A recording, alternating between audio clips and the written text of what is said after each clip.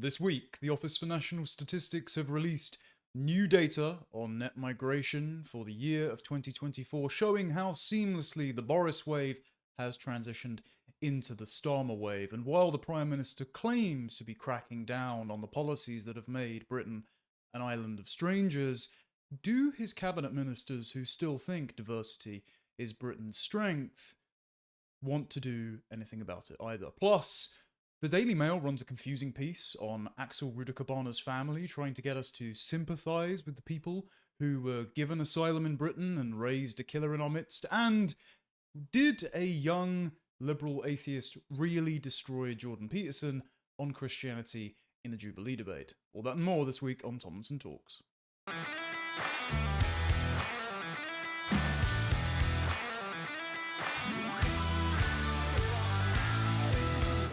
So Britain's Office for National Statistics have released new immigration data for the year ending December 2024, and it shows that annual net migration has halved from a meagre 806,000 a year to 431,000 a year in 2024. Now, the likes of Labour apologist MPs Mike Tapp for Dover and Deal and the guy who's in Hartlepool are celebrating this as a win for Keir Starmer. But remember, he did his infamous Island of Strangers speech after the Conservatives had already passed measures to reduce net migration by cutting the number of student dependents and health and social care worker dependents that could be brought in under the post-Brexit visa system that they themselves implemented and made a right royal mess of. So, although Labour are celebrating this as some sort of win, they haven't actually done anything to lead to this state of affairs. And the Conservatives are celebrating this while out of government as cleaning up part of the mess that they have made. In a piece that I wrote for Courage Media for this week going through the results, I compared it to someone defecating and urinating in the bath and then deciding to stop defecating and merely switch to urinating and cheering themselves on while they're still sitting in and swimming in their own excrement and urine.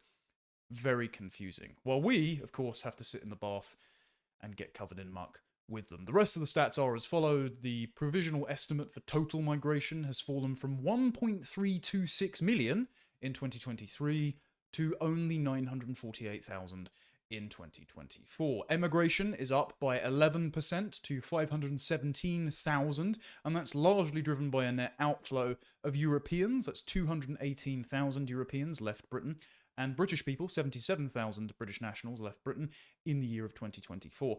They were replaced by 544,000 non-EU arrivals. That's 81% of all annual migration. That continues the trend of the unprecedented, unwanted, culturally distant demographic change that has been conducted since Brexit with the Boris wave. That 544,000 non-EU migration total was comprised of the 5 largest nations this year of 157,000 Indians, 76,000 Pakistanis, 70,000 Chinese, and 52,000 Nigerians, and about 22,000 Ukrainian humanitarian visas. Bear in mind, the Chinese are students, and they almost always return after the end of their stay. The rest will usually linger in the system and not return home. So, Zimbabweans, who were 2023's 5th largest, at 36,000, are conspicuously absent. The reason is, after the inaptly named James Cleverly as Home Secretary passed through restrictions on the number of dependents that health and social care visas could bring into the country, after the rampant abuse of the health and social care visa, after it was brought in by Boris Johnson and Priti Patel against the advice of even the pro-immigration Migration Advisory Committee, after they stopped their ability to bring dependents in, Zimbabweans who were bringing 10 dependents for every one health and social care visa, and then dropping out of the system, as one caller to Tom Swarbrick's show on LBC admitted just last week, when they were gaming the system. After they stopped them bringing dependents, the 10-to-1 outnumbered Zimbabwean health and social care visa exploiters have mysteriously just stopped coming. So it turns out that these people are not coming out of the goodness of their hearts to rebuild Britain after lockdowns wrought untold economic devastation upon this country, or contributing some sort of needed diversity and enrichment to our culture, upgrading our food or something. Turns out they're just here for handouts and to play the system. And they see nothing wrong with it because corruption is the game of the day in the dysfunctional third world. Also, worked visas for non-EU applicants fell by 49%. That's down by 108,000. Work dependents by 35%. That's 81,000. That's including the health and social care dependents. And study dependents, when you're a student, you go to uni and you just bring your mum to live with you, as Nigel Farage once joked. Those study-dependent visas are down by 86%. That's down by 105,000. So loath though I am to attribute competence for the last Conservative government, they've done some good things. But that's still just chipping away at the world historical record levels of immigration into Britain that they caused, and the numbers are still higher than they were before Brexit, when the majority of Brexit voters voted Brexit in order to take back control, by which they meant not turning us into Singapore-on-Thames or a global way station for the mercantile vagrants of the third world, but rather to reduce overall migration down to the promised tens of thousands that David Cameron said his government would do back in 2010, and that pretty much every winning government has promised in their party manifesto in every election and referendum since 1974. Now, Labour's proposals will dent this number by maybe 50 to 100,000 a year, according to Yvette Cooper on Laura Kuenssberg's show on the BBC. But the one good thing that Labour have adopted from Sam Bidwell and then the Conservatives, one good thing they were going to do might be undone, because there is a parliamentary petition that has reached over the threshold of 100,000 signatures to be debated and therefore taken seriously in Parliament, and so we're going to get a televised debate on this, which I'll probably cover. The measure to extend the indefinite leave to remain threshold to 10 years rather than 5, so after 5 years of being in the country on a certain visa, skilled worker or student, you are allowed to apply for a definite leave to remain, which means you can live in Britain indefinitely, that your children can get fast-track citizenship, that you can get fast-track citizenship, and you can begin claiming benefits, a state pension, and free NHS use at the point of use. That 5-year threshold that you have to be in the country for has been extended to 10 years, and that has been extended as of now. So people that are currently in the country were expecting to get indefinite leave to remain after 5 years, including the Boris wave, will now have to wait until 2031, until after the next election. So Labour can use this as a political football to try and retain some of their losses, probably on the advice of savvy Morgan McSweeney. And also, this means that if Labour are inevitably voted out for a reform government, then Reform can rip up those rules and remove indefinite leave to remain if they wish, and every single person that has come here since Brexit will just be demanded to be sent back home if they don't rubber stamp their visas or their citizenship approval or their applications for stay. So they won't be automatically entitled to remain. However, given the number of ethno-religious lobbyists in Parliament, both the sectarian independent MPs and the likes of Jeremy Corbyn, but also within the Labour Party, and the squishy wets in the Conservative Party, and the traitors in the Lib Dems who still think that mass immigration is an unalloyed good, even though every single one of the Boris wave migrants, 95% at least, who are net tax recipients, cost the taxpayer £465,000 by age of 81, who will be eligible for indefinite leave to remain. Of course, all of those people are going to pour into this debate and stand up and pledge their fealty to diversity being our strength, multiculturalism being the backbone of Britain, and immigration being an unalloyed good for the economy. Therefore, indefinite leave to remain, the 5-year extension, must not go ahead. So keep an eye on that. I'll be reporting on that later. But of course, even this one good measure by Labour is still weak compared to what is necessary to not just prevent the continued cultural and demographic churn that is downstream from mass unwanted migration, but to reverse the open borders experiment, as Keir Starmer put it, inflicted on us not just by Boris Johnson, but every government since Tony Blair took power in 1997, and as speechwriter Andrew Nether said, they wanted to rub the right's nose in diversity and render their arguments out of date. And so the Conservative opposition, or at least those in the opposition that decide to do their job, have brought forward an Opposition Day motion on the 21st of May, this was last week, to try to strengthen the provisions in Labour's proposed immigration bill. And what they want to do is enforce a binding cap on annual immigration, the thing that's been promised again since David Cameron and no Conservative government delivered on.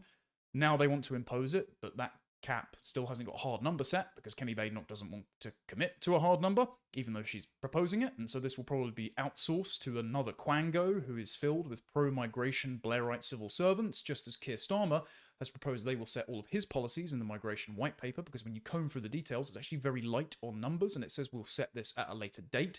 Like the salary threshold, for example, he's going to raise that for skilled workers, but who's going to set that salary threshold? Well, a quango that wants more low-skilled migrants here because of ideological reasons, so he's actually outsourcing that decision-making capacity to people who don't believe in the policy of limiting migration, and so you're probably going to get more migration, even though the measures are meant to reduce migration. Anyway, point being, you shouldn't put these people in charge of the cap because you can't trust them, but it seems the Conservatives still haven't learned in whole that the civil service is not a neutral institution and is actually packed to the rafters with their ostensible political enemies.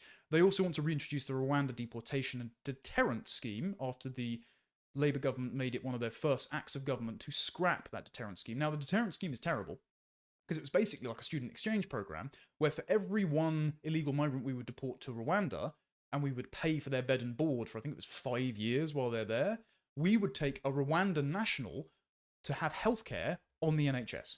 So we were paying exorbitant amounts to deport these foreign criminals to another country who were getting a hell of a lot of benefits from the British taxpayer in return, when we could just instead use the island of Pitcairn or the Ascension Islands, which are British overseas territories which are sparsely populated, windswept, and are much less pleasant places to be than a brand new hotel in Rwanda for all of these illegal immigrants. So we could just use those instead. As of yet, neither Labour nor Conservatives have proposed this. I know Reform and the likes of Rupert Lowe, now Independent MP, are looking at this. Maybe this will become an idea that enters public consciousness in the future. But the reason I'm raising this is because I wanted to look at the Opposition Day motion to show you that even if Keir Starmer is rhetorically racing to the right and trying to regain lost ground in Labour heartlands and the Red Wall to reform, his cabinet ministers are going to conduct strategic non-compliance or just open obstruction because of existing and baked-in ideological beliefs that they recite like religious pledges. So, Shadow Home Secretary Chris Philp opened the Opposition Day motion by citing some hate facts that certainly the likes of Jeremy Corbyn interrupted and shouted down. So he said, among people born in the Middle East and North Africa, economic inactivity rates are 40%. Now, what he didn't say here is that almost all private sector job growth since Brexit has gone to new immigrants. It was all between 2021 and at least the start of 2024, according to Neil O'Brien MP, and that 95% of visas given out every year are to non-net tax-paying contributors from those third world nations. So it's not just 40% rates of economic inactivity, it's also the low levels of earnings for the economically active, which the British taxpayer are subsidising, including Nigerian and Indian nationals whose average earnings has fallen below that of the median of their British counterparts. He also says that among people born in South and East Asia, the economic inactivity rate is 50% higher than it is for people born in the UK. I think that's 33% overall for Pakistani and Bangladeshi nationals. So it's specifically pronounced among Muslims living in the UK, and this is why the immigration and benefit system has become a kind of jizya inflicted on the host majority to subsidise the continued stay of hostile tribal minorities in their country. Also, Afghans are 20 times more likely to commit sex offences than on average, as are Eritrean men as well, and they are the bulk of those crossing the channel at the moment, breaking into the country via rubber dinghies across the English Channel. People of Congolese origin are 12 times more likely to commit violence, and Algerians are 18 times more likely to commit theft. As well, Albanians, 1 in 50 every Albanian is in prison in Britain, so we just know the countries that these foreign criminals are coming from. We could pull up the drawbridge and prevent any of them from coming in, but of course, universalist liberalism dictates that these people are just the victims of circumstance, that deep down they are identical to you and me underneath, that all cultural, geographic, and economic and education-based differences are entirely arbitrary, and if you just simply bring them to Britain and put them through the passport gates of Heathrow and Gatwick, or give them sufficient taxpayer subsidies, they will be transmogrified into a peaceful and prosperous net tax contributor. The great lie of liberalism is preventing us from excluding, as is sensible, nations entirely, peoples entirely, cultures and religions entirely from Britain's immigration system because we are still wedded, in principle, to egalitarianism. Even the parties that are trying to take a harder stance on immigration still feel the need to coach their concerns in these egalitarian terms. And some Tory MPs have turned around and said, as Nick Timothy did, not all cultures and not all immigrants are equal, but Kemi Badenoch is still resistant to applying wholesale bans on countries and their nationals from coming to Britain because she feels that's unduly discriminatory. The example of Pakistan was given at the height of the grooming gang scandal when she was interviewed at Trigonometry, and she said that there are lots of people that have contributed from Pakistan positively to British society. I don't think any of those outweighs the thousands who participated in the Pakistani grooming gangs, and I think that to collectively exclude Pakistan, not only from receiving foreign aid from the British taxpayer, as they do, but to ever being allowed to immigrate to Britain again until they sort themselves out in a few centuries, I think that's a perfectly reasonable thing to do. Unfortunately, the Conservatives still don't. Chris Philp also pointed out, since the election, 37,000 people have illegally crossed the Channel. That's a 30% increase in the same 12-month period.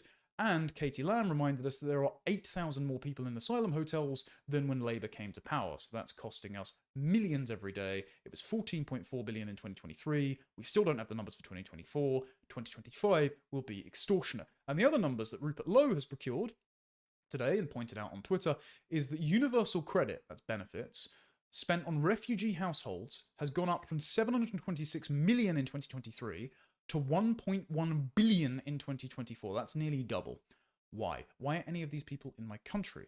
And we could say, okay, we can burden the cost of subsidizing some refugees from some select places, like Hong Kong or Ukraine, if they are not given indefinite leave to remain or permanent right to settle in Britain, if they are returned when their conflict ceases, if we have a reasonable belief that the conflict will be resolved and that they can return to their homeland, as the likes of the Hong Kongers and the Ukrainians want to do, and that in the meantime, if there is democratic consent for this, and if there were no other large waves of migration, that Britain might be able to take that. All of those conditional hypotheticals are blown out the window with current immigration policy, and we know for a fact that that is not just the people that are using the refugee system, because we've got Afghans, we've got Syrians, we've got Indians for some reason. I know India's a horrible country, but it's not currently at war. They've just thwarted one. But that doesn't mean that Indian nationals have any right to claim asylum in our country after coming in as students, tourists, or crossing the channel in small boats, which raises even more concerns because we have, 250,000 Indians coming in every year. And if you're not one of those 250,000 and you needed to break into the country via a small boat to get here, what are you hiding about your past that you don't want our very lax border system to comb through? Point being, why are we paying any of this? 1.1 billion in 2024. Bear in mind, the family farm tax raid, the Marxist grave robbing exercise that the Labour government are doing to apparently raise money by destroying the intergenerational chain of countryside custodianship and food security in this country, is only going to be 500 million over a few years. We're spending 1.1 billion on universal credit for people who have received refugee status in the country. All of these people, especially the Afghans and Syrians, now they're no longer embroiled in an active war, and yes, are under a form of Islamic caliphate, but considering all of these people are themselves Muslims, they should be happy with the word of the Prophet enacted on a political level. All of those people could be sent home, we could be saved absolute billions.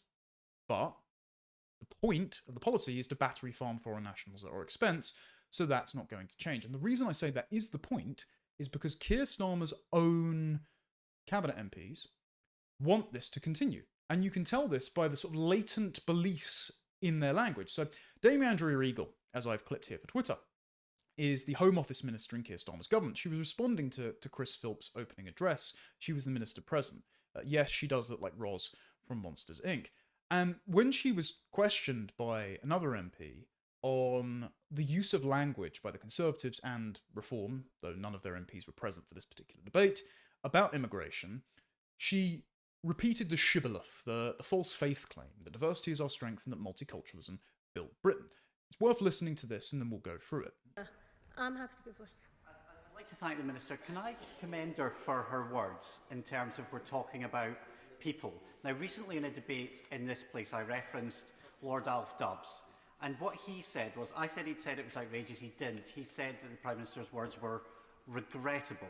Now, what I'd like to hear, does she think, and I was wrong with that, does she realise that words matter when we're talking about people? We can have different views on migration policy, but we're talking about people. So I commend those words that she's used just now, and I would encourage other members of the government to do likewise.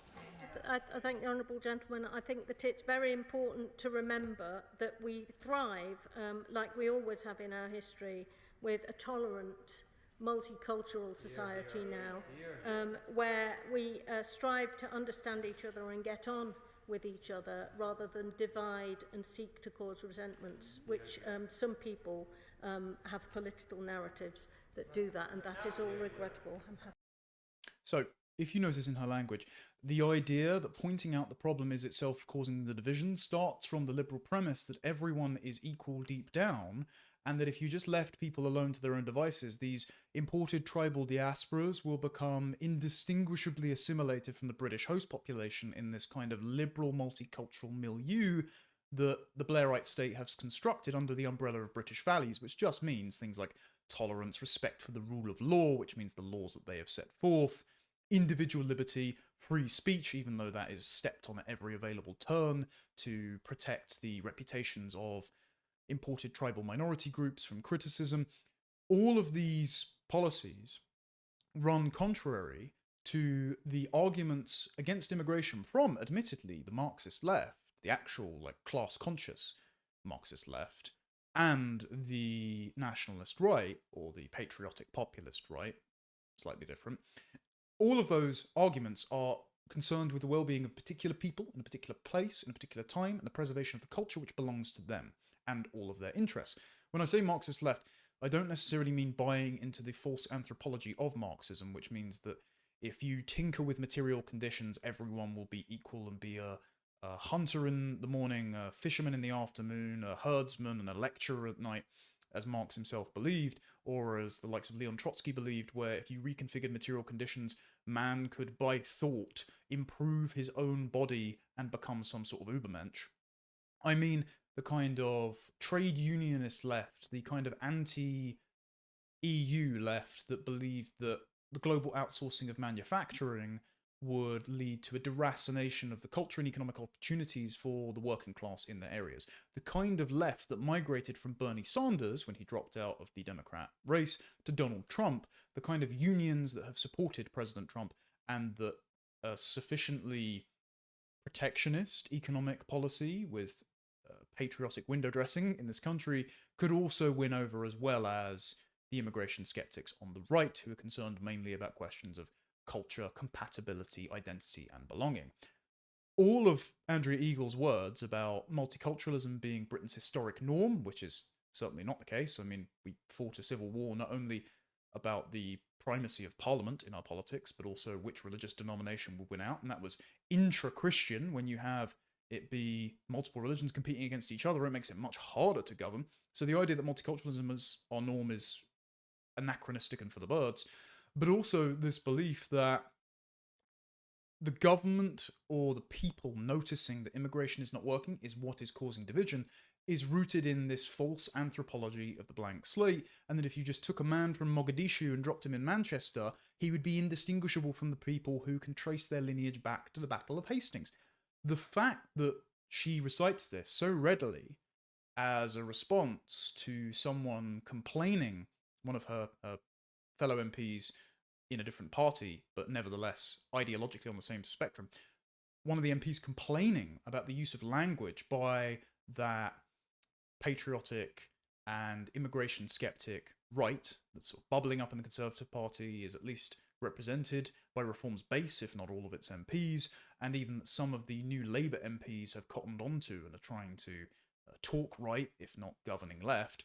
The fact that she responds so readily with this faith claim that diversity is our strength shows you that the programming is running so deep that the software, the ideology, is indistinguishable from the hardware at this point, the person. She is so thoroughly ideologically captured that even if Keir Starmer were trying to pivot from being an open borders globalist all his life, who in 1988 said that immigration law with any restrictions is in and of itself racist, if he tries to pivot from that to stopping the hemorrhaging of Labour supporters to reform over the issue of migration, his own MPs won't enforce it.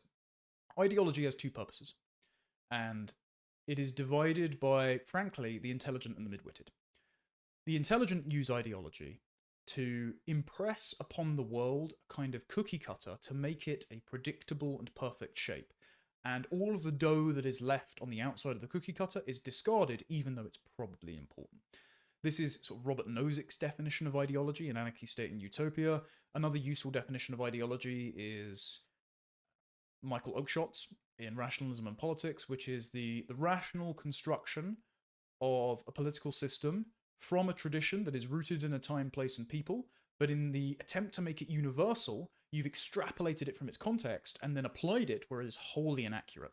Best example of this is liberalism is the way of life that Englishmen think they are entitled to and which is ergonomic to them.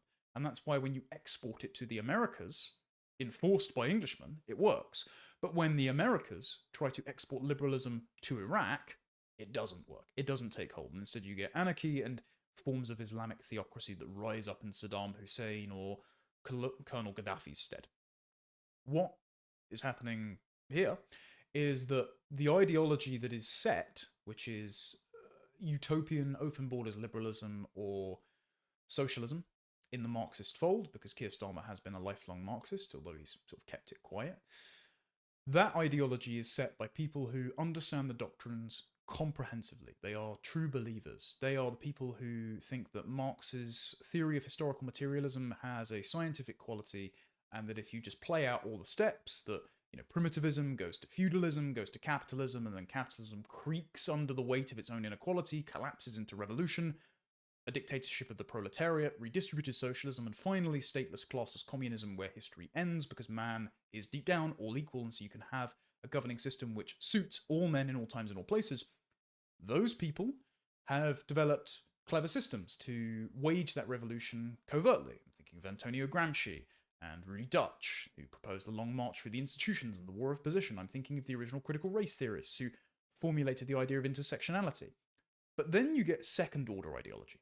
Then you get phrases like diversity is our strength, or immigration is an economic good. All of these thought-stopping faith claims that work as a kind of cult-like ritual recital that require no further examination and provide a midwit like Dame Andrew Eagle with a moral justification for inflicting upon the British public a policy that they don't want. And this sort of thought-stopping claim is why, even if Keir Starmer tries to pivot to more immigration restrictions as an expedient means of continuing his revolution, his foot soldiers, like Dame Andrew Eagle, like Jess Phillips, like Yvette Cooper, are not smart enough to pivot. It's like how people in the States are saying the Democrats will move towards anti-capitalist, class-conscious politics. Well, the problem you have is that not everyone in the Democrat Party is smart enough to pivot to that, because you're not going to get the likes of AOC or Jasmine Crockett to shift strategy, because the ideological software that they've bought into all their lives is so ingrained with the hardware that the two can't be told apart. And we know that immigration is their aim as well, because there was an exchange during this debate between a Liberal Democrat MP called Al Pinkerton and Conservative MP Luke Evans, which sums this up perfectly. They use the phrase safe and legal routes, and all safe and legal routes means is making illegal migrants something which shows up predictably on the spreadsheet, so that the end goal is still mass, at least vetted, ostensibly vetted, migration from people from anywhere to Britain. But this time, they can track exactly how many people are coming in, they can track exactly how much it costs, and they can continue the open borders experiment in a predictable fashion, rather than stopping millions of men from around the world coming into the country either on visas and then overstaying them, or breaking into the country via small boats across the channel. They don't oppose it in principle. They just want to better regulate it so they can see how many bricks are going into building their Tower of Babel. And so if they don't oppose, in principle, mass demographic and cultural change against the democratic consent of the people, the host majority, the voting public in Britain, if they don't oppose that in principle, then every twisting of the policy dials will just be an exercise in making you more amenable to the policy for ideological reasons that they want and they want to continue, and making it so that the revolutionary change of your country continues in a way that doesn't arouse too much ire from the population to evoke a response which stops the full project. Whereas people on the class-conscious anti-migrant left, what little remains of it, and the patriotic, cultural and identity-concerned right are saying, no, we are against it in principle, and so we see the fog of buzzwords and euphemisms that you guys hide behind. Now, there is one positive from this, and it is a very shallow positive, and that is that the SNPs, Pete Wishart, the SNP spokesman in this debate, are petrified of the fact that Labour, the Conservatives, and Reform seem to be engaged in a rhetorical arms race to look like the most credible to conduct mass deportations and immigration restriction. And he says here, and I'll read it out in case the Scottish accent is far too thick to play the clip, I do not think the Conservatives gives much thought to anything in this particular field, so I would not even venture to give an opinion on that, regarding the intervention. As I was saying, the Conservatives are in 4th place in the polls, and their entire vote has practically gone wholesale to Reform. This scrappy, desperate motion represents a vain attempt to stop that leakage and get some of their vote back.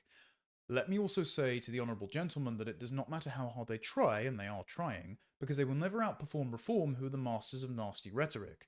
The Conservatives are mere amateurs compared with the honourable gentlemen of Reform, who just so happen to not be in their places again.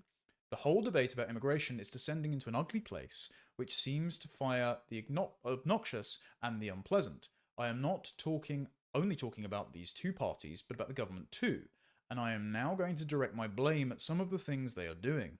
A new consensus is emerging in the House. For all the faux arguments and fabricated disagreements, the three parties are now more or less united in a new anti-immigrant landscape in the House. The only thing that seems to separate them is the question of who can be the hardest and toughest in this grotesque race to the bottom on asylum, refugees and immigration. The fear of Reform percolates through every sinew in this House. It dominates every single debate and everything that is going on. Reform is killing the Conservatives, but Labour seems to want a bit of the self-destruction too. Everything the government do on immigration is now looked at through the prism of Reform, and even they have started to get the Prime Minister to use Reform's language. The Honourable Member for Clacton, Nigel Farage, could not have been more generous in his tribute to the Prime Minister for his contribution to nasty rhetoric. The thing is, the Island of Strangers speech could have been made by any one of these three parties. Now, look, I wish we had a government and a political body politic, broader, that was as immigration restrictionist as the fevered dreams of left-wing activists and the likes of the FSNP and the Liberal Democrats think. However, it is very telling that he is accusing them of running to keep a pace with Reform, and Reform are, in effect, in Gwaine Towler's own words, running to surf the wave that the online right and commentators and the news cycle is building and building towards stronger, more culturally than economically based concerns and restrictions placed on immigration.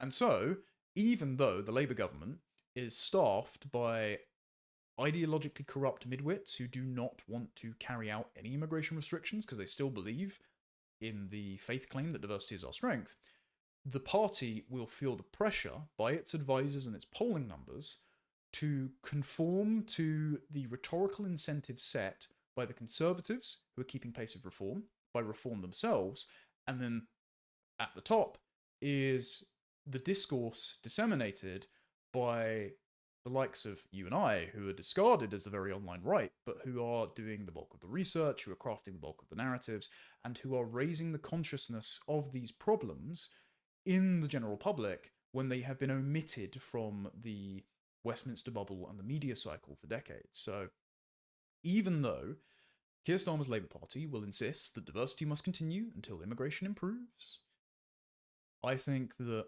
they will be chasing Reform's tail for long enough that by the time we get to 2029, the demographic, cultural and economic situation that this country is in will be absolutely dire, but the policies to correct and reverse that unwanted demographic and cultural revolution, well, they'll be sufficiently drastic and much more palatable to the public, so something might well get done. For our next story, Do Axel Ruda Cababana's parents deserve sympathy? This is a question that seems to be posed by a new piece in the Daily Mail this week by Sarah Rainey, and she has spoken to residents of Southport about the family, their experiences living on the same street as them, and I think that we have reached a bizarre place, morally, as a civilization, where we do not attribute any blame for the crimes committed by children and adolescents to their parents, the way they raised them, and whether or not their moral instruction, or in this case, perhaps lack of moral instruction, contributed to their deranged and murderous beliefs. And I don't think we can prevent atrocities like this happening again, and I don't think we can stitch up this festering cultural moral wound in Britain that has opened up over decades but seems to be sorest after the Southport murders. I don't think we can begin the healing process for that until we confront the fact that, yes, Axel Ruda Cababana's parents bear some blame for raising a killer in Britain's midst after being generously given asylum by its host population.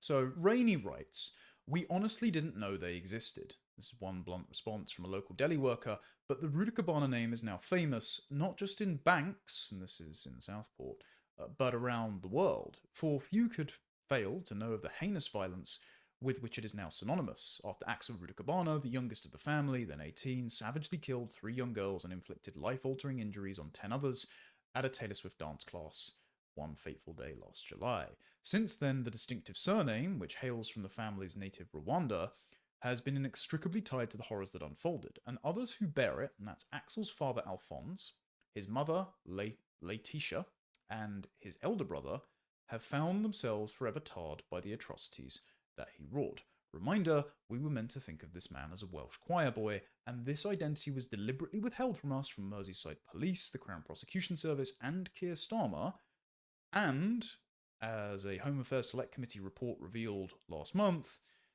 the Chief Constable of Merseyside Police had considered publicising the family's Christian faith, even though Axel Ruda Cababana never attended church with them and reportedly attends mosque while in Belmarsh. She thought to publicise that selectively to protect Muslim communities. So, bear that in mind when the narrative built by this piece in the Daily Mail is being spun.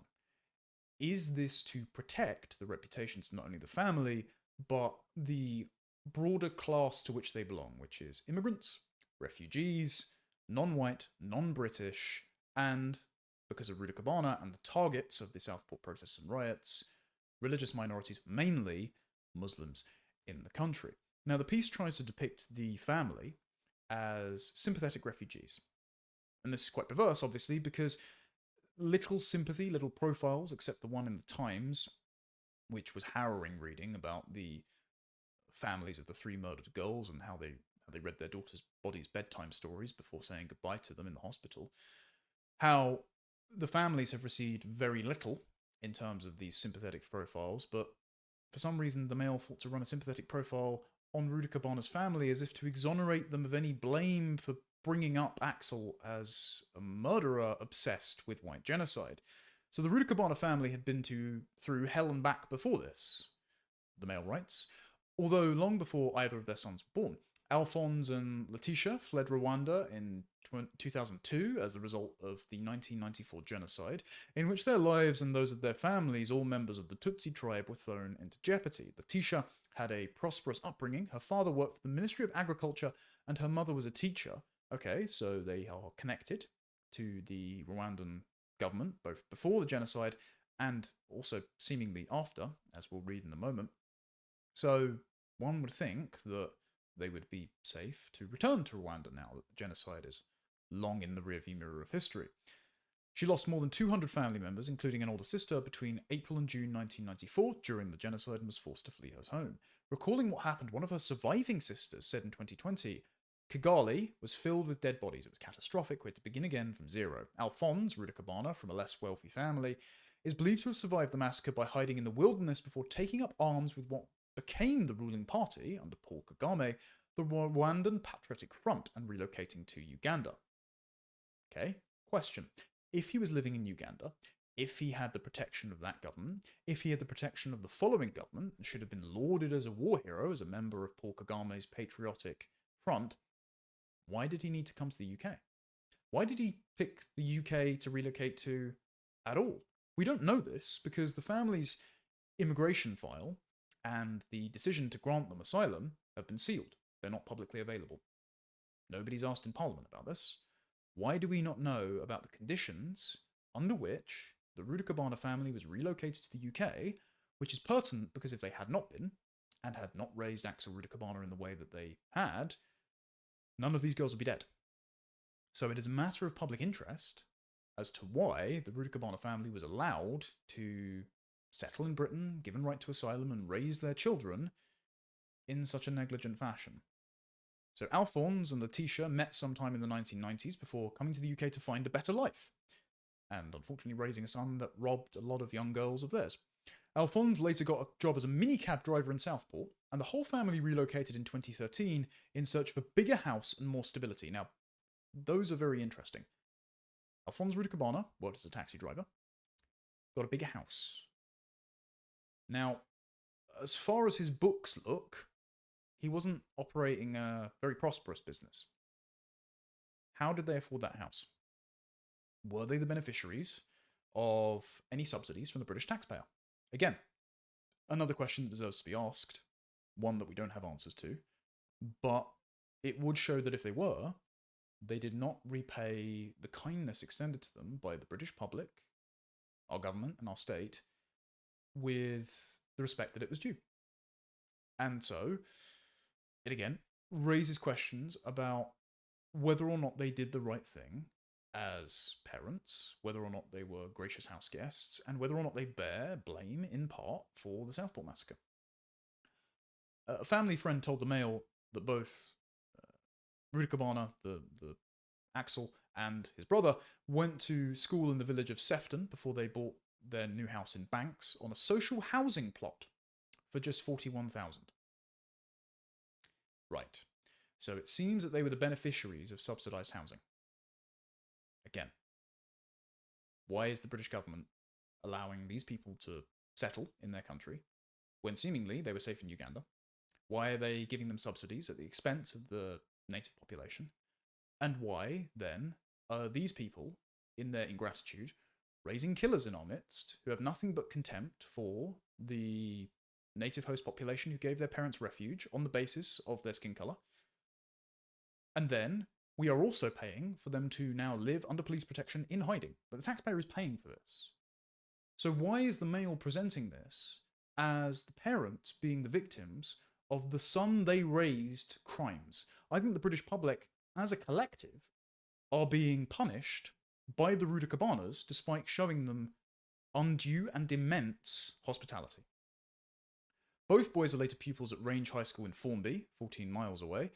Money was tight, and the following year, Alphonse set up an online retail business, that's Redknapp Limited, a nod perhaps to English football, the piece writes, selling bric-a-brac such as floor mats, laptop stands, and jewellery.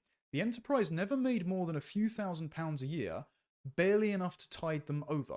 Still, Alphonse and Letitia were determined to give their sons everything they possibly could. Again, the enterprise never made more than a few £1,000s a year, barely enough to tide them over. Okay, then how did they have this home? I mean, number one, they've bought a social house and they've treated it like this. This is the family living room, right? Why did they live in such squalor? Was the insane Axel Ruda Cababana responsible for all of this mess? Why did their parents not clean it up?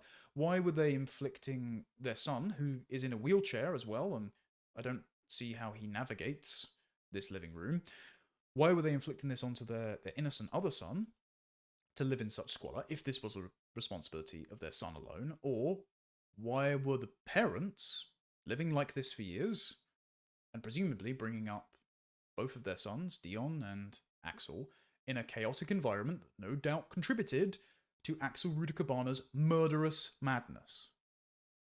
There's a curious statement in this piece here too. Certainly, there is no evidence that Alphonse or Letitia were ever able to return home to Rwanda, nor that their sons ever travelled to Rwanda. They had no family and few friends in the UK, something that is evident on Letitia's social media, where she often sent melancholy messages to family members far away. Why did they not return to Rwanda? There hasn't been a genocide there for 3 decades. They have connections with the ruling government. Again, Alphonse served in the Rwandan Patriotic Army that then became the Patriotic Front under Paul Kagame, who is still the president. He became the president, curiously, in 2000, and Alphonse claimed asylum in the UK in 2002. So 8 years after the genocide, 2 years after his fellow Rwandan Patriotic Front member, Paul Kagame, took power and has been in power basically ever since. Why was he given asylum in the UK?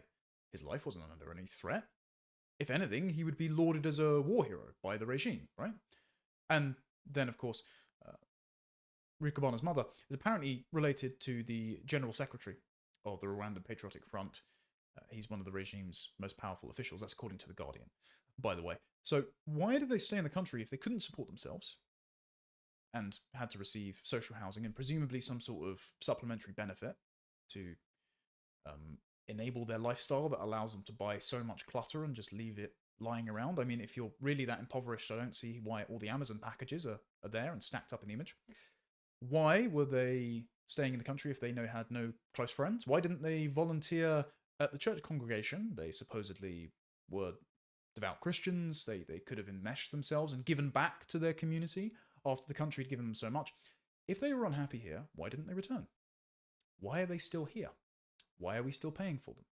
All of these questions have yet to be asked by the media, by politicians.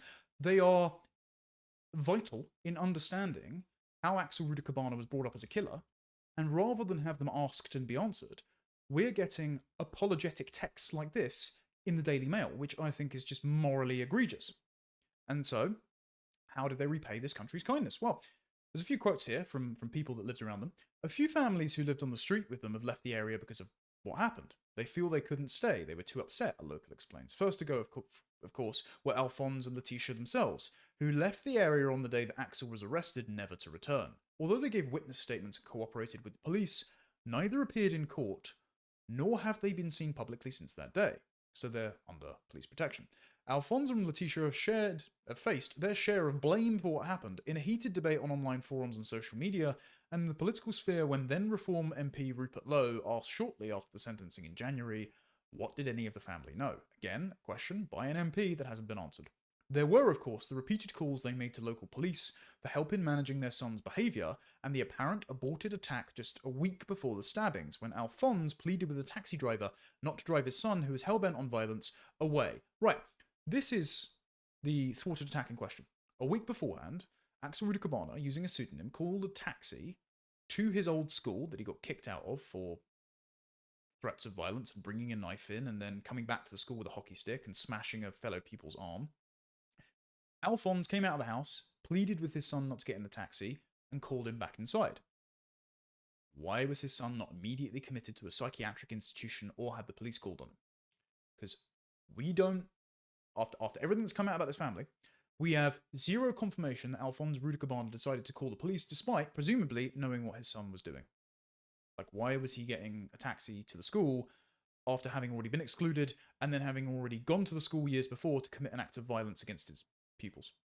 Surely he knew his son was up to no good. Why did he not have the authorities intervene then?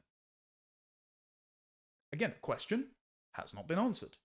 Hasn't even been asked in this Daily Mail piece, which is essentially massaging the reputations of the Ruda Cababana family despite being directly responsible not only for raising their murderous son, but for failing to intervene at clear opportunities when they could have, including up to a week before he committed the massacre, in the same outfit. They didn't exactly give back much to the British people who took them in out of the kindness of their hearts, did they? Then there was the family living room, which, as chilling photographs revealed in court, was being used as a bedroom by the killer. So this is where Axel was apparently sleeping. Not exactly great conditions, is it? The floor was strewn with Amazon parcels containing knives, while under the bed there was a Tupperware box with a deadly poison ricin. Time and time again, Alphonse and Letitia must have asked themselves, what could we have done differently? How, they were surely agonised, did our son become such a monster? Why are we positioning the questions as to the anguish of Alphonse and Letitia? Why are we not asking instead, whose Amazon account did Axel Ruda Cababana use to order knives? Presumably it wasn't his own, because he wouldn't have had his own credit card as a minor, or he possibly had his own debit card, but then if the family was so impoverished as to barely afford anything, how would he have had the disposable income to do so? Also, the knife on Amazon requires an age verification check. And presumably, the Amazon delivery driver had to have conducted that age verification check at the door on the day, occasionally with taking a photo of the person holding the parcel. Was there such a photo? Does it still exist? Is there something on the Amazon system? And whose account was the order made on? Was it made on his dad's account? And we know that neighbours were texting Alphonse about packages that kept being delivered to their house when the Amazon delivery driver was knocking on their door, because Axel Ruda Cababana was redirecting the parcels to his neighbours as to try and evade detection from his parents. And Alphonse had responded to his neighbours saying, yep, I'll get Axel to stop ordering them to your house.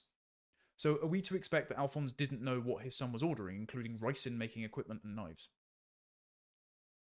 Why are we exculpating them of any wrongdoing? It's mysterious to me. I think it's just that we have, in our atomized liberal morality, the belief that people are entirely self-generative, or that all of their external cultural input actually forms their character more than their homes do, which is why we place a lot more premium on social media and institutions for value formation than the household. And so somehow we are acting as if a defective child is not the responsibility of their parents' negligent or malevolent parenting. And so we're just told to ignore this and instead manufacture consent for further online censorship measures and ban the sale of knives to housewives over Amazon. As if we can't engage in pattern recognition and see who is committing these exact kinds of heinous crimes and why, and accurately allocate blame to the parents who raised him, and instead blame the wider society as if we've got some kind of reflecting to do, because two refugees, long after the massacre that they have cited as their reason to move to the UK has ended, came over here, seemed to have taken state benefits, and without any gratitude at all, raised a child to have murderous contempt for white people. And I'm not exaggerating that, by the way. So I've documented this in a previous Substack post. Now, before the attack is blamed on any bullying by his classmates or any sort of social media content that Axel Ruda Cababana here was consuming, it should be noted that Ruda Cababana, organically and of his own volition, was obsessed with things like white genocide. So during a football match, he told fellow pupils that he wanted white genocide.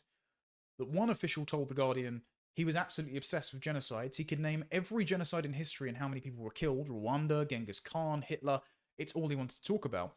And even if we are to blame all of the materials he was consuming online, for example, downloading to his personal tablet documents on ISIS car bombs, Nazi Germany, violence involving Buddhists in Sri Lanka, ethnic clan-based cleansing in Somalia, the Rwandan genocide, of course, the Iraq and Balkan wars and depictions of torture and beheadings. He'd also researched the 2024 Sydney church stabbing of Bishop Mar Mari Emanuel by a suspected Islamist. He also had copious amounts of post-colonial literature in his bedroom, including A Place Under Heaven, Amerindian torture and cultural violence, the Mau Mau War, British counterinsurgency in colonial Kenya, death and survival during the 1994 genocide in Rwanda, examination of punishments dealt to slave rebels in two 18th century British plantation societies, and, before the poison had been far spread, about 18th century British plantations in Antigua and South Carolina. If we're to blame all of that material that he was reading and researching for his festering ethnic resentment against the British and whites more broadly, for perceived racial injustices against him, and his desire to inflict this civilizational vengeance on their innocent children, even if we're to blame those materials, where did he get the money to purchase them? Are we to expect that his parents never saw all of these books under his bed and asked about his keen interest in genocidal and post-colonial history? Who bought him the tablet and gave him unrestricted access to the internet? And if he was bringing this up to school classmates, did he really not bring this up in family settings? Did he really not mention this at the dinner table, if there was one? Are we to expect his parents knew nothing about this?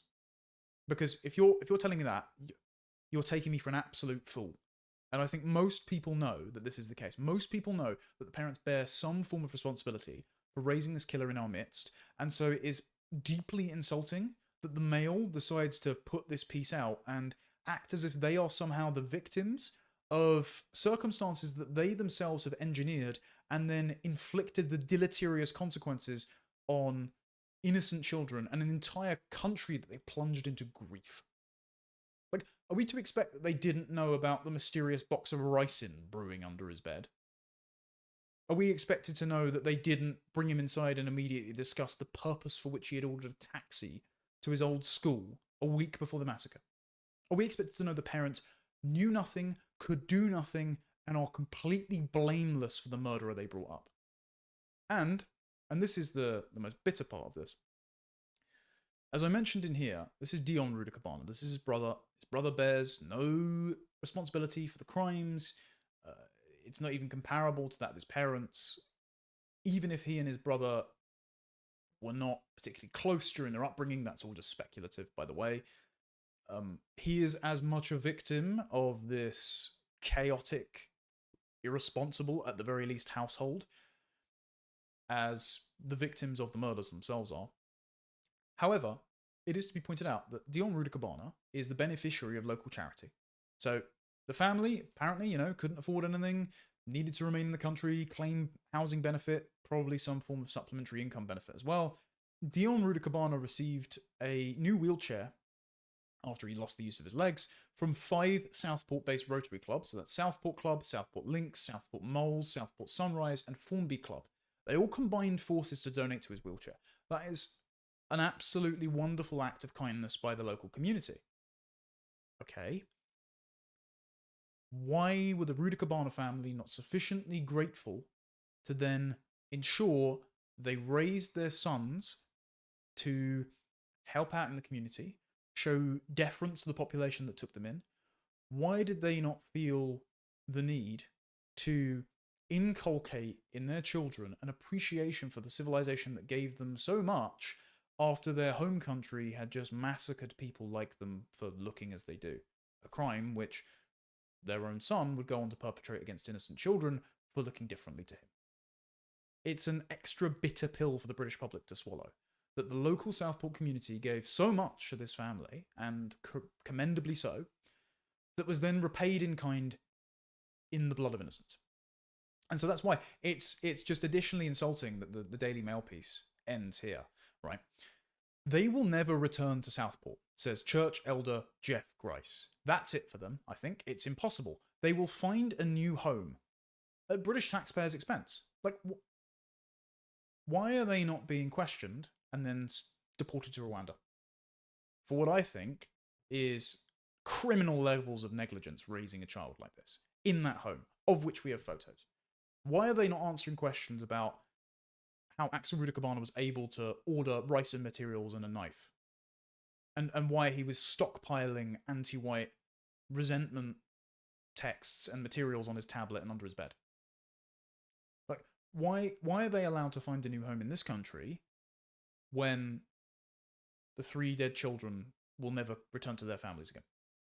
Wrenched from his friends, his studies and his future, Ruda Cababana's brother may never be able to go back to the life he had 12 months ago. Now that is a great shame. For he, like his parents, is collateral damage in this terrible tale of 2 brothers. No, the parents are not collateral damage.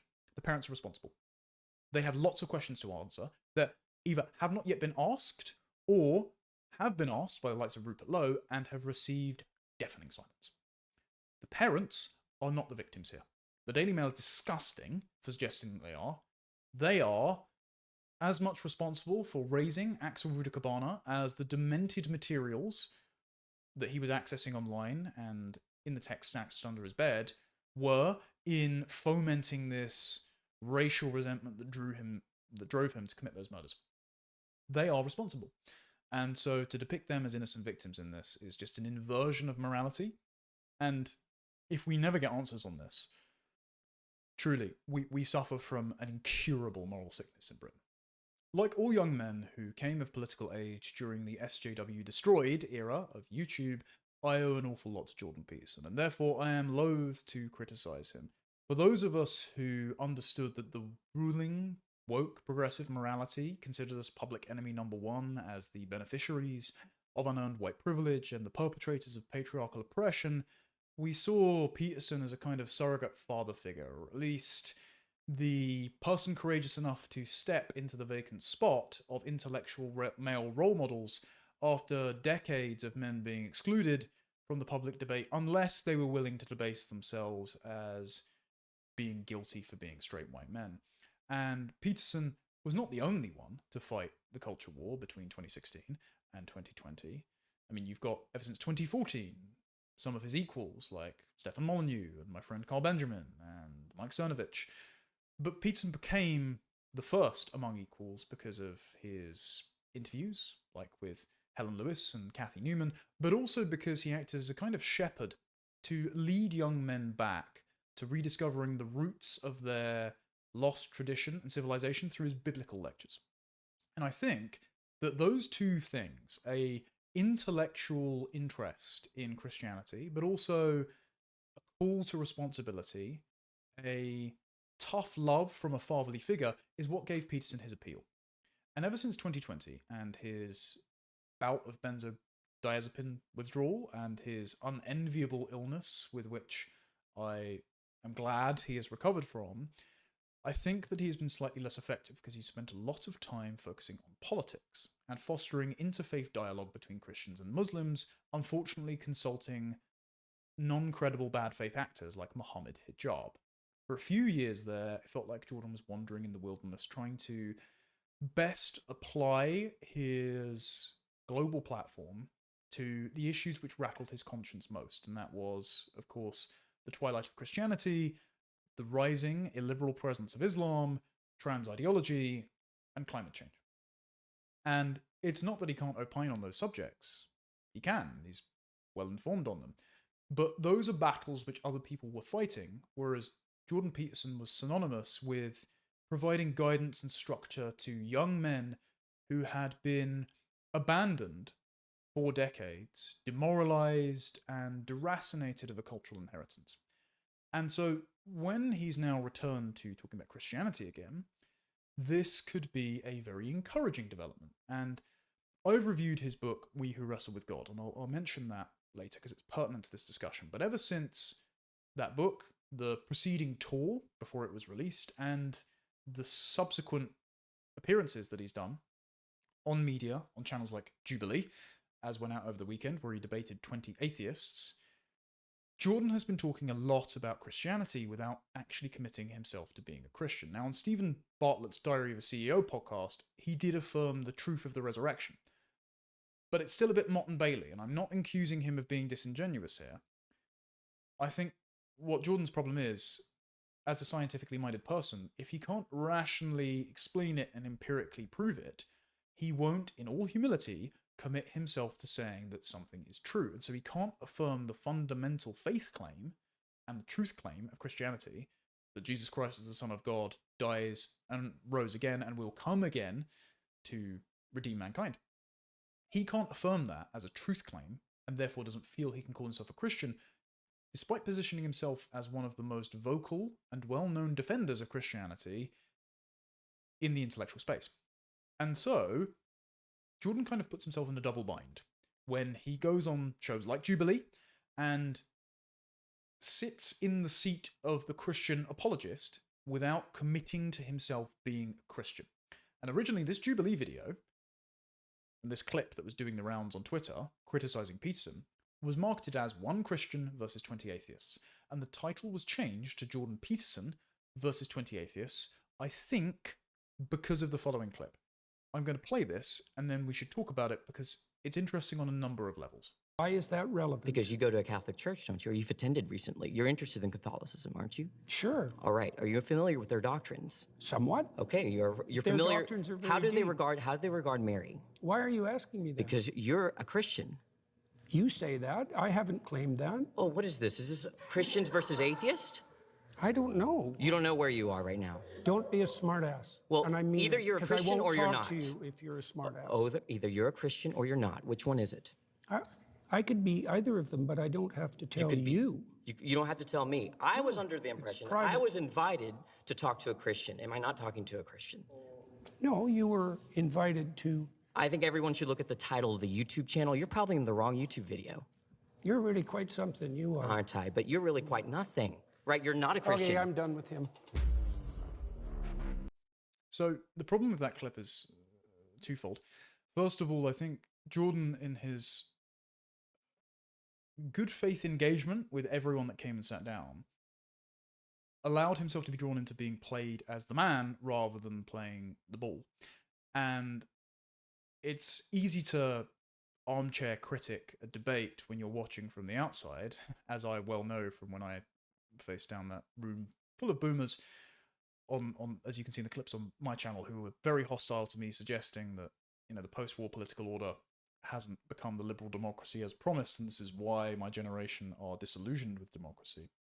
And them shouting at me, what about Putin? Why don't you deport yourself somewhere else if you don't like where you're living? But I do think that Jordan felt backed into a corner because the people that compiled the panel over at Jubilee clearly told the atheists that they would be arguing against Jordan Peterson, who is representing the Christian tradition. Whereas Jordan Peterson is defending Christianity as the substrate of our civilization that makes it better compared to other civilizations without actually saying that it is itself true. And so that puts him in a slightly weakened position because he is always going to be talking at epistemological cross purposes with the petulant child that is sat opposite him. And I do think, even though people have been rinsing Jordan for this clip, you know, it's got 10 million views, the comments are overwhelmingly hostile towards Jordan, I do think that this man here in his Hawaiian shirt and his very Reddit-esque, effeminate, browbeating, smug moral style, I think he didn't acquit himself well at all. And he acted as if Christianity, and thereby Jordan Peterson as its representative, has wronged him. And it's because he is operating on the foundations of wanting to be morally sure, and Christianity coming up morally short according to the standard that is being judged by new atheists, liberals, and materialists. So he is looking quite literally at the Old Testament stories, Jonah and the whale, or the resurrection of Christ, or Jesus walking on water, or transmuting water into wine, and saying these are impossible by the confines of the world that science has presented to us. And if you can't prove Christianity by those standards, then you're basically lying to me, you're letting me down, and I have nothing to culturally fall back on. Whereas Jordan Peterson is saying, as he did in his book Maps of Meaning, and as he did in his book We Who Wrestle with God, that Christianity is meta-true, and it is the most true of all of the mythologies because it leads to the most peaceful and prosperous societies. And as my friend and former Lotus Eaters colleague Carl Benjamin concluded while watching this clip, it has a lot to correspond with the first part of C.S. Lewis's Abolition of Man, which is an essay readily available online, but you can get it here in this collection that's available on Amazon and the like. And there's two passages that I want to read from this, because I think this represents both the chap that Jordan Peterson is arguing with, the very effeminate Hawaiian shirt fellow, and the fact that Jordan Peterson's civilizational defense of Christianity without believing in the truth of the matter is insufficient. So C.S. Lewis is talking about a textbook which attributes all of the properties of looking at a waterfall to our emotional projections. So nothing is true about the objective world, everything is subjective, we project everything that we think and feel about looking at natural beauty onto the natural world, and so any of our sentiments are arbitrary and can be substituted out for ideology. And he writes, I think Gaius and Titius, who are the authors of this textbook that he applies pseudonyms to, may have honestly misunderstood the pressing educational need of the moment. They see the world around them swayed by emotional propaganda. They have learned from tradition that youth is sentimental, and they conclude that the best thing they can do is to fortify the minds of young people against emotion. My own experience as a teacher tells an opposite tale. For every one pupil who needs to be guarded from a weak excess of sensibility, there are 3 who needed to be wakened from the slumber of cold vulgarity. The task of the modern educator is not to cut down jungles, but to irrigate deserts. The right defense against false sentiments is to inculcate just sentiments. By starving the sensibility of our pupils, we only make them easier prey to the propagandist when he comes, for the famished nature will be avenged, and a hard heart is no infallible protection against a soft head. So here, we're describing what Jordan Peterson is trying to do. He is trying to irrigate the intellectual and spiritual desert of the people around him. Specifically, this kind of resentful young man who seems outraged, a bit like Cain is to God, that false promises have been made to him, that he feels like he's made sufficient sacrifices and hasn't been given his just rewards. And so he's actually angrier at the person who is presenting him with Christianity as the alternative to a hedonistic, consumerist, nihilistic lifestyle than he is to the people that strip-mined the Christian sentiment out of his education and his habits and his instincts in the first place and left him only consumerism and online leftism. He is angry at Jordan Peterson because he feels like Jordan Peterson is peddling a false promise, because Christianity doesn't stand up to the epistemological standard of being materially proven that he has learned, and therefore Peterson is a target of his ire, because Peterson is kind of talking at cross purposes here, because Peterson himself is not willing to commit to being a Christian, because Peterson himself is still saying that I can't materially, in all humility, buy into Christianity being empirically proven.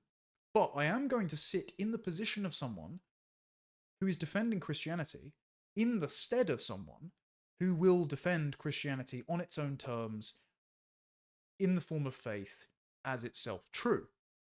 And so this then creates this Hawaiian shirt chap who C.S. Lewis refers to as a chestless man. And he writes, "The operation of the Green Book and its kind is to produce what may be called men without chests. It is an outrage they should be so commonly spoken of as intellectuals. This gives them the chance to say that he who attacks them attacks intelligence. It is not so. They are not distinguished from any other men by any unusual skill in finding truth, nor any virginal ardour to pursue her. Indeed, it would be strange if they were. A preserving devotion to truth, a nice sense of intellectual honour, cannot be long maintained without the aid of a sentiment which Gaius and Titius could debunk as easily as any other." So you can't indulge in the pursuit of truth without valuing truth as a pursuit. Instead, all of your inquiry becomes a tool in service of some external ideology.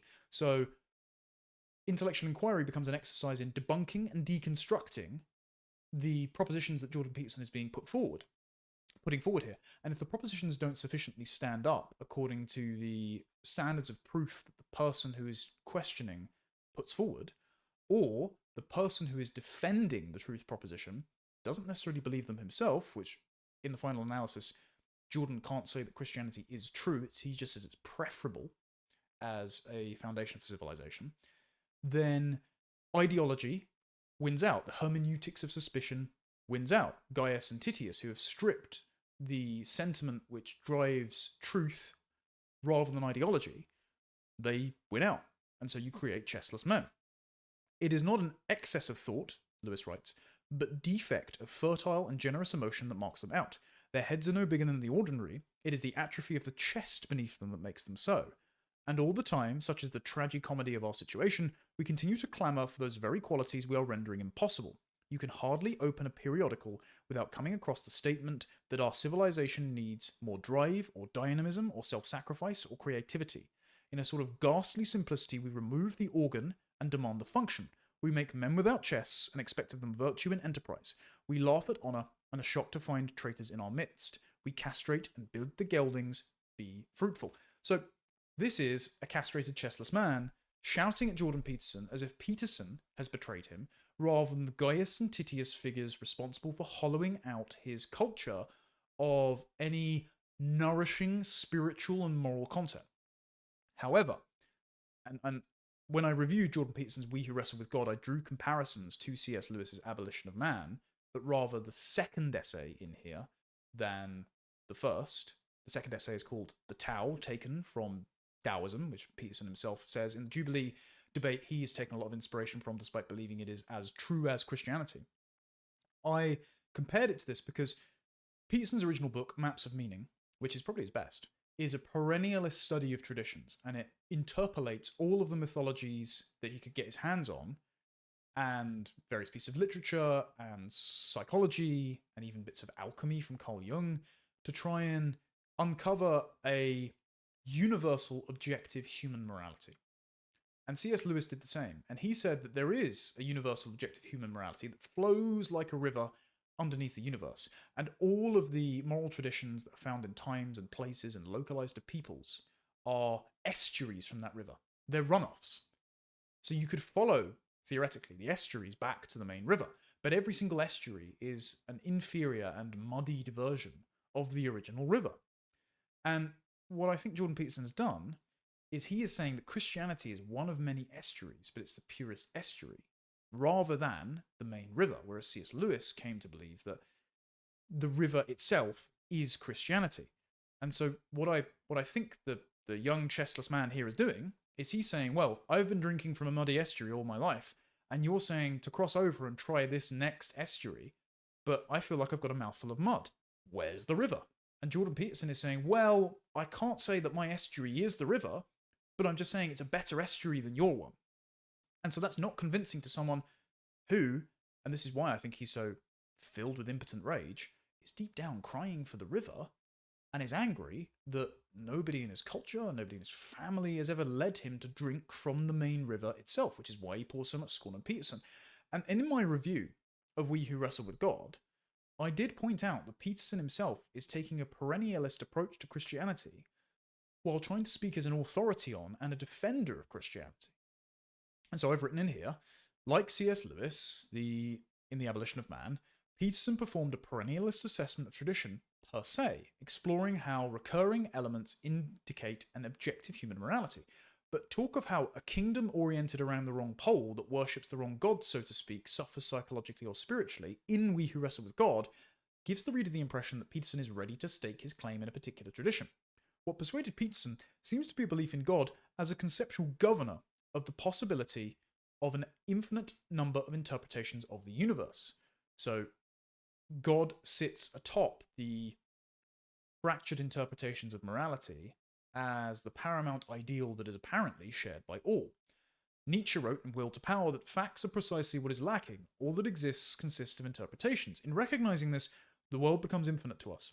Insofar, we cannot dismiss the possibility that it contains infinite interpretations.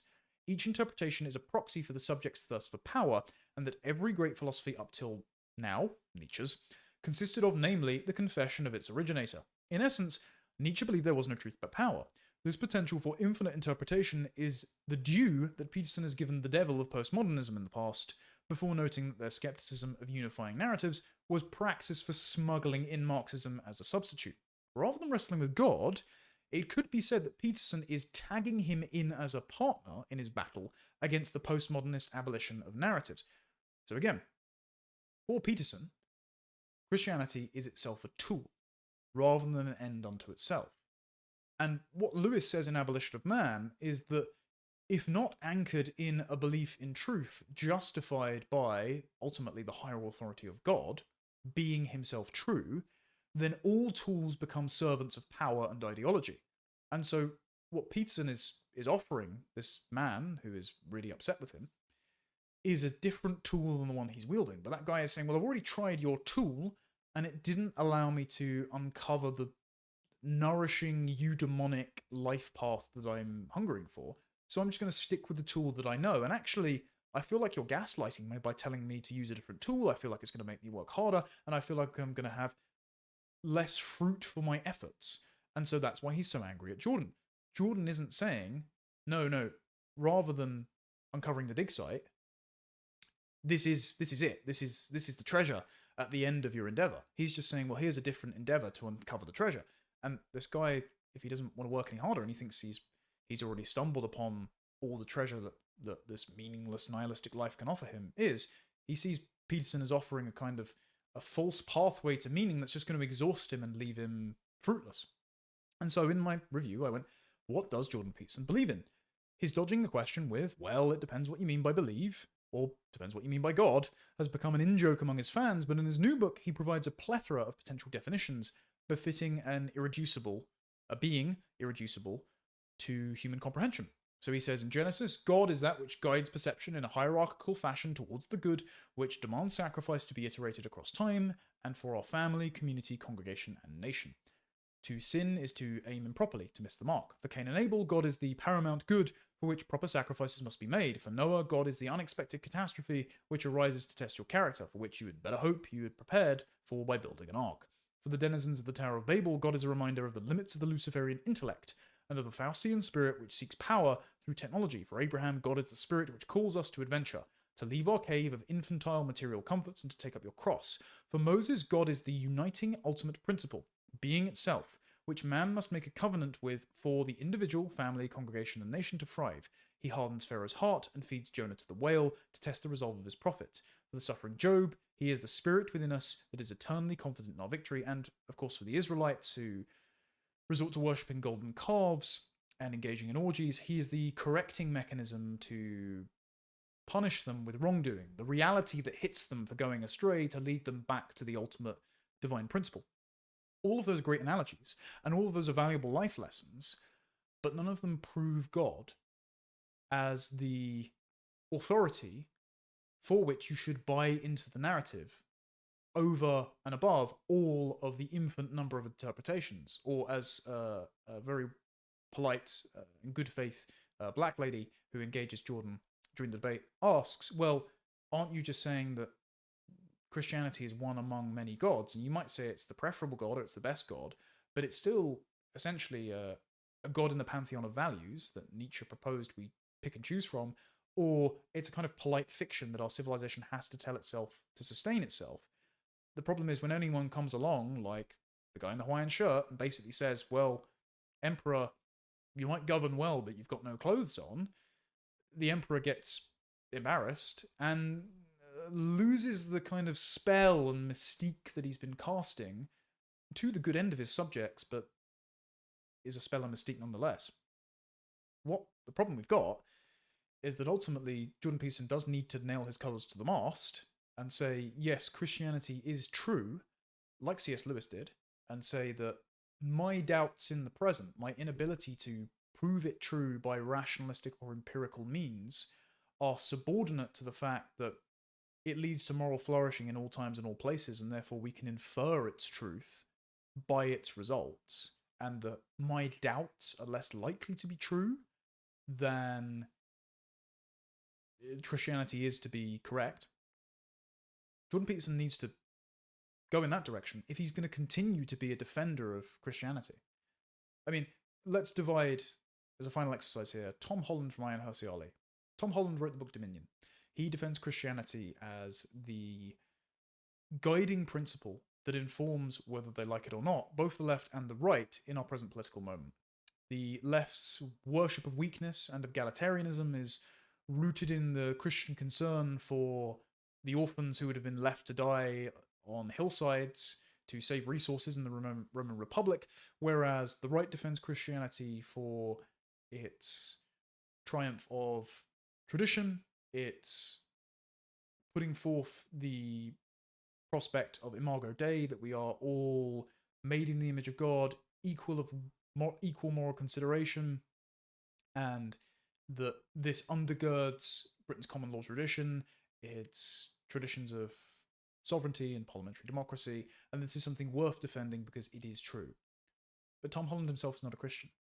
Tom Holland just puts it forward as the historical proof of the current moment and said that it's, preferable to the barbarity of Islam that he saw in the ancient world, but it's just rooted in arbitrary preference. And if you want to maintain fictions like universal human rights, or if you want to avoid the Hobbesian war of all against all, where just tribal factions assert their preferences, traditions, customs as things to be defended with arms if necessary, if you want to avoid that, as I think Jordan Peterson does, and do everything through dialogue, then you need to have a persuasive enough narrative to people to buy into as a universal culture, rather than just saying, well, it is my preference and it is the backbone of my civilization, because those that don't actually want to buy into your civilization, those that want to conquer it, the likes of Mohammed Hijab and imperial Islamists in Iran, they're not going to buy into your story, and so you're going to end up trading blows with them eventually. And the people who more virulently believe in their civilization are probably going to win. He either needs to do that and recognize that, or he needs to be like Ayaan Hirsi Ali and say, I truly believe this. Now, Ayaan Hirsi Ali didn't just believe this for politically expedient reasons. She has had a private religious experience which she believes is not subject to material, rational, or empirical inquiry, which aligns her intuitions with Christianity, as well as the fact that she's come to the conclusion by means of persuasion and argumentation that Christianity is the best way to govern a society. I presume that Jordan Peterson hasn't had one of those private mystical experiences, because it would have brought him to the conclusion that Christianity is true, like it did with Ayaan Hirsi Ali. So, either until he has one of those private experiences, he needs to subordinate all of his doubts and all of his needs for material and rationalistic proofs to the principle that his doubts are less likely to be true than the truth of Christianity, which works in all times and all places, or he needs to not act as the paladin for Christianity in the public sphere until he can say he thinks Christianity is true enough that he doesn't get flustered or frustrated by bad faith actors or chestless men who are raging against existence for not providing them moral certainty. Again, very difficult to criticize Jordan Peterson. He's been nothing, for many men, nothing but a force for good in their lives. But as broader discourse moves, I think we need our defenders of our traditions and our civilizations to truly believe in them and to acknowledge that just pantomiming out the principles of Christianity is not enough to justify them. Anyway, thank you all very much for watching. I will be back next week with an interview which might be of interest to you in the other studio in London. But until then, take care, God bless, and goodbye.